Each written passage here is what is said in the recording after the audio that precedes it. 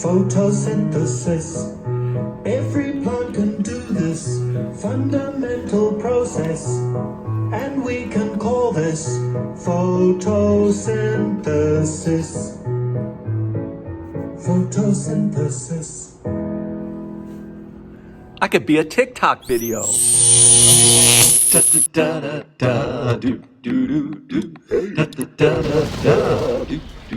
All right. Hey now. Mr. Kovacs class. It's Mr. Kovacs class. You might learn a ton. It's Mr. Kovacs class. It's interesting too. It's Mr. Kovacs class. And he's super cool. It's Mr. Kovacs class. Yo, it's Friday and we're still studying Project Plant. And today we're going to focus, of course, photosynthesis is like our key. We're trying to figure out what happens during photosynthesis. And in most plants, it's taken care of by leaves. Although to be honest, if part of a plant is green, it probably can do photosynthesis because it's green because it has the molecule chlorophyll, whose job it is to do photosynthesis. Roots are rarely green. Why is that? Because they're underground. They don't do photosynthesis. Why would you put chlorophyll there? See? Anyway, let's take a look at a few things. And plus, we're going to get three really cool new vocabulary words today. The first one I want you to know is what's called stomata. Stomata, as in, hey, what's the matter with you? Stomata. Stomata are, in most leaves, there are little openings in the leaves. I mean, they're small, microscopic. Like here in the picture taken with a microscope, like these are individual bacteria. This is the surface of the leaf, and here's the stomata. And the stomata's job is to open and close. Open and close. Why would it open? That's how you get carbon dioxide from the atmosphere, through the stomata. Suck it right out of the air. Okay, what else? How do you get rid of your oxygen waste? You let it out through the stomata. Water, excess water vapor through the stomata. Okay, that's where, like, biggest problem that plants have is when the light's on, especially if it's fairly hot, right? If they open their stomata during the day, they lose a lot of water right out of the stomata. So most plants tend to keep their stomata shut during the day, and then at night they open them up to suck in carbon dioxide and let go of oxygen. Hey, there's nothing stomata with that. What's stomata with you? Stomata. Stomata. All right, so let's see. When photosynthesis starts, you got to bring in carbon dioxide through the stomata into the leaf. But you also need water. Water you usually bring in from the ground, and you have to bring them up through your roots through another fun vocabulary word called xylem. Xylem. Xylem. Xylem. Xylem. Xylem are tubes that job is to carry water. And they just carry water. Xylem carries water. If you play Scrabble, man, I'm telling you, 17 points for xylem. That's a great word. All right, so xylem. Xylem. Xylem. Water. Xylem. Okay, so once the water comes and the carbon dioxide comes in, then you can do photosynthesis, and you take all those carbons, hydrogens, and oxygens, you rearrange them. Your waste product are pairs of oxygens, we call oxygen gas, and you let them out through the stomata. Stomata.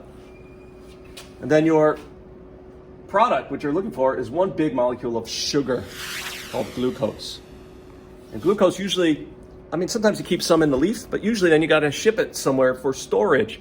Glucose is going to be used as a molecule to get energy so the plant can grow.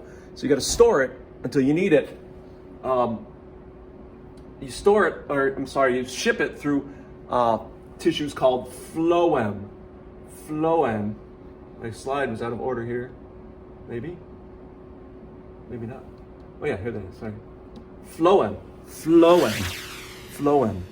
So phloem, think of it, that's where the sugar travels.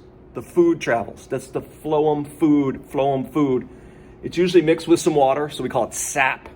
Phloem, sap. xylem water. And a lot of plants, every year they grow a new, you know the old thing where you can tell how old a tree is by counting its rings? Its rings are nothing but new layers of phloem and xylem that are grown throughout the year. And then when the winter comes, they stop growing. And then when the spring comes, they start growing again. So you wind up getting differential. And, you know, if you go to the equator, those trees don't have rings. All right, so you got xylem and phloem. Xylem carries water to the leaves. Photosynthesis happens. Phloem carries the sugary stuff to where it's going to be stored. And it's usually stored as starch. So starch is just big clumps of sugar. And if you think about it, we grow a lot of plants to eat them. The part we eat is almost always the part where the sugar is stored.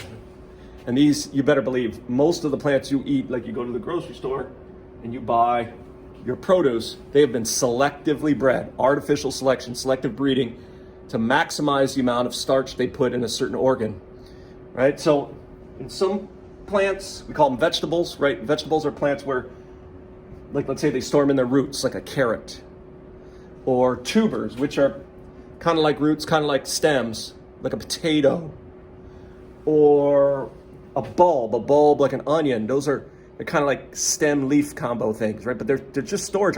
Like when you eat an onion, you don't eat its leaves, you don't eat its little roots, you eat its bulb, its stem. When you eat a carrot, you don't eat its leaves, you don't eat its stem, you eat its roots, right? When you eat a potato, you don't eat potato leaves or potato flowers, you eat potato stems and roots. You eat the potato.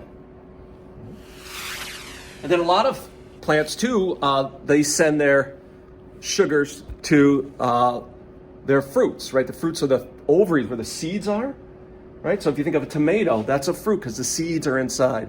So the tomato plant sends a lot of starch to its fruit. Peppers, cucumbers, right?